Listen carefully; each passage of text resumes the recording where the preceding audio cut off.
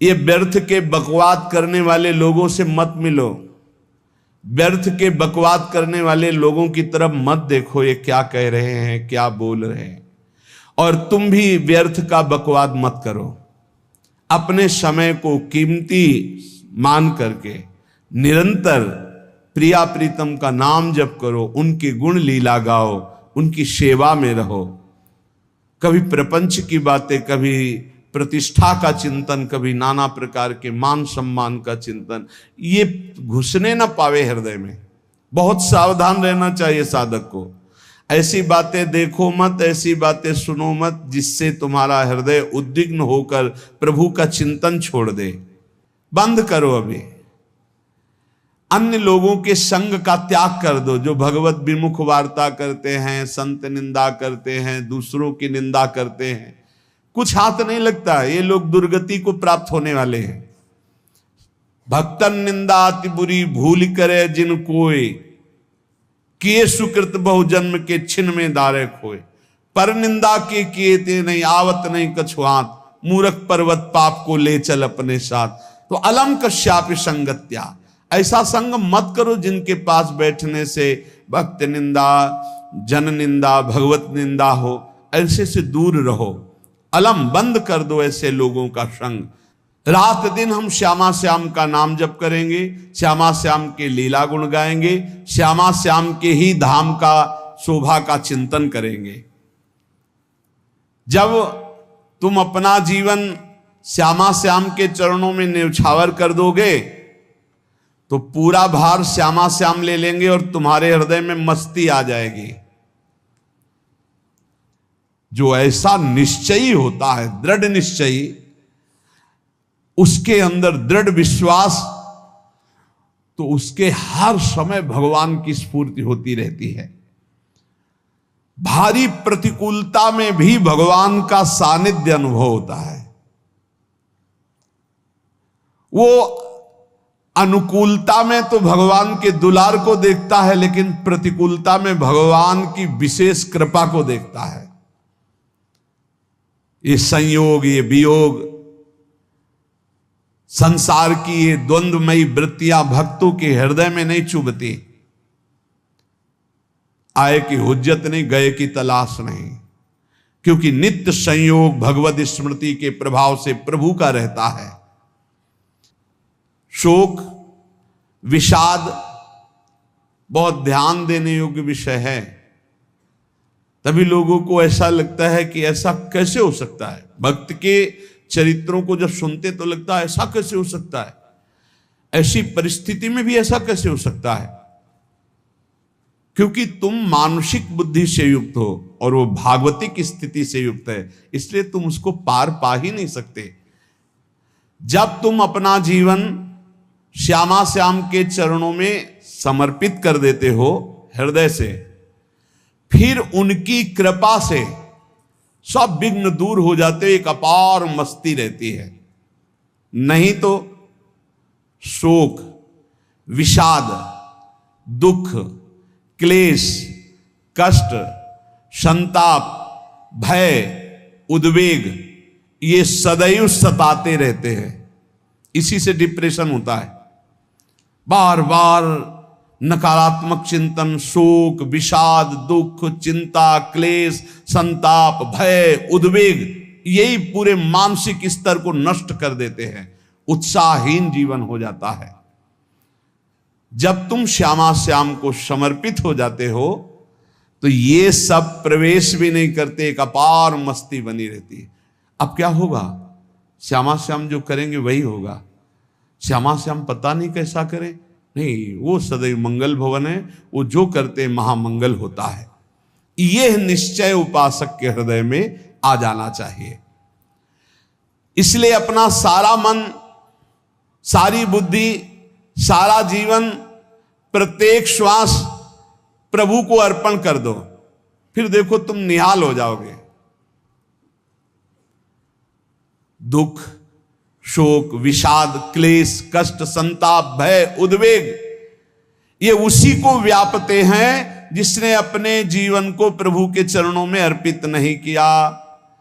इसलिए तुम अपना सारा मन सारी बुद्धि, सारा जीवन, प्रत्येक श्वास केवल प्रभु को अर्पित कर दो, फिर देख लेना श्वास कैसे अर्पित की जाती, राधा राधा राधा। बुद्धि कैसे अर्पित की जाती है, एकमात्र निश्चय कि भगवत सुख ही सुख है, ये जागतिक सुख सुख नहीं, ये दुख है, ये ऐसा दलदल है जिससे आज तक कोई नहीं निकल पाया। सारा मन, हम मन से केवल प्रभु का मनन करें, बार बार मन को संसार से हटा के नाम में, रूप में, लीला में, धाम में लगाएं। बहुत प्रसन्नता हो जाती है उस उपासक के हृदय में जो अपना मन बुद्धि प्रभु के चरणों में अर्पित कर देता है। भगवान ने तो इसको बहुत उत्तम स्थिति बताया है कि मेरे से कभी वो अलग हो ही नहीं सकता यदि मन बुद्धि अर्पित कर दिया। मय्येव मन आधत्स्व मयि बुद्धिम निवेशय, तो निवश्य मय्येव अत ऊर्ध्वं न संशया, बिल्कुल संशय नहीं, वो मेरे में ही निवास करेगा जिसने मन और बुद्धि अपनी मेरे में अर्पित कर दी। बहुत प्रसन्नता रहेगी उस उपासक के जीवन में जो अपने आप को मन बुद्धि सहित प्रभु के चरणों में समर्पित कर दिया है। भगवान का आश्रय लेने वाले की पहचान है हर परिस्थिति में प्रसन्न रहना। देखो आप भगवद आश्रित हो कि नहीं, देखो अनुकूल परिस्थिति में तो सब प्रसन्न रहना, लेकिन प्रतिकूल परिस्थिति में प्रसन्न रहना ये भगवान के भक्तों का लक्षण है। हर परिस्थिति में प्रसन्न रहना ये भगवान के भक्तों का लक्षण है। आनंदगन भगवान का आश्रय मिलते ही आनंद छा जाता है हृदय में। उनके पास आनंद का अभाव होता ही नहीं है। जैसे सूर्य का प्रकाश उदय होते ही सूर्य का प्रकाश संपूर्ण अंधकार को नष्ट कर देता है, ऐसे ही भगवान का संपूर्ण आश्रय लेते ही सब दुख चिंता शोक नष्ट हो जाते, आनंद ही आनंद। तुम भगवान के मंगलमय रूप को नहीं जानते हो, पर उनके मंगलमय भाव को, विधान को मानना शुरू कर दो। जो भी होता है मंगलमय होता है। हमने जीवन में देखा है, अगर इधर कोई बहुत बड़ा सुख दिया तो देर नहीं लगेगी, 24 घंटे नहीं व्यतीत होंगे और ऐसे दुख दे देंगे, जिससे दोनों का समान भाव रख करके ना दुख में तुम भूलो प्रभु को, ना सुख में फूलो, सीधे भगवत मार्ग में चल। पूरे जीवन की बात देखा है, भगवान के मंगल विधान में सदा सर्वदा सुख ही सुख है, इस बात को मान के प्रसन्न हो जाओ।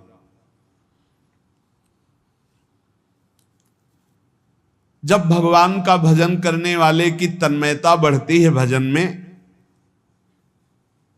तो द्वेषी जन अपने आप तैयार हो जाते हैं। भक्त कभी किसी से द्वेष नहीं करता, अपने आप वो द्रोह करने लगते। तो नरसिंह मेहता जी से बहुत गांव के कई लोग थे जो जलते थे, ऐसे जलते थे कि अब क्या करें, कैसे मिटा दे नरसिंह मेहता जी को। अब उपाय तो मिल नहीं रहा था। तो एक दिन संतों की मंडली आई और उन्होंने कहा कि हम रास्ते में कोई चोर आदि धन ना ले ले, इसलिए यहां से किसी की हुंडी चलती है क्या द्वारिका में? पहले ऐसा था। बोले हाँ हमारे यहां बहुत बड़े सेठ हैं नरसिंह मेहता जी, पर आप कहोगे वो मना कर देंगे। कई बार कहोगे, अगर वो स्वीकार कर ले तो वहां। और उनका लक्ष्य था कि नरसिंह मेहता जी की तो खाने की भी सुविधा नहीं थी, हुंडी कहाँ की बात आई। उनका था कि जब वो ना कहेंगे तो संतजन नाराज हो जाएंगे, अगर हाँ कह दिया तो वहां हुंडी चुकेगी नहीं, तो संतजन अपने आप इनको शाप दे देंगे, अपराध बन जाएगा, ये नष्ट हो जाएंगे।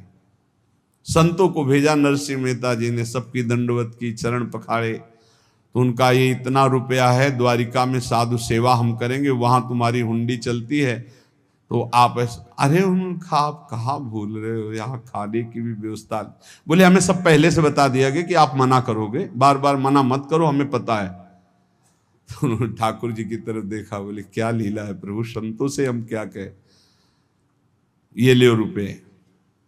उस समय स्वर्ण की मोहरें चलती थी, बेच के बाजार से खूब उन संतों को पवाया, उन्हीं संतों की सेवा की। और उनका अपने सेठ का नाम तो बताओ जहां हमें जाके हुंडी मिलेगी। सेठ, सावल शाह सेठ। संत जन गए वहां, पूछा कि नरसिंह मेहता जी का जिन सेठ से परिचय, उनका नाम सावल शाह सेठ, उनकी गद्दी कहाँ है? तो जो कुछ भक्त थे वो द्वारिकाधीश की तरफ संकेत करते कि वही हैं।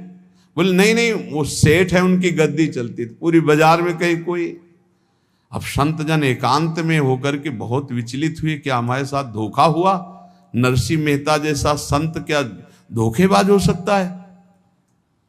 देखो, संशय तो बहुत विचित्र होता है। बड़े बड़ों को संशय हो जाता है। जब भगवती सती जी को संशय हो गया, राम जी को, हे खग हे मृग हे मधुकर श्रेणी, ऐसा पूछते हुए कि सच्चिदानंद कैसे हो सकते, तो किसी को हो सकता है, क्योंकि वो बुद्धि की अधिष्ठात्री देवी है। जो ही उनके मन में ऐसा आया कि क्या हमारे साथ धोखा हो रहा है, इतने में ही देखा जय हो सावल शाह सेठ की। होगा सावल शाह सेठ, तो देखा बढ़िया मुनीम जी उनके साथ, और सेठ बस्ता लिए हुए मुनीम जी, सरकार इधर से चलो। तो उनका सावल शाह सेठ आपका नाम है? संतों ने कहा। बोले हाँ। बोले नरसिंह जी, हाँ। बोले आपकी हुंडी आ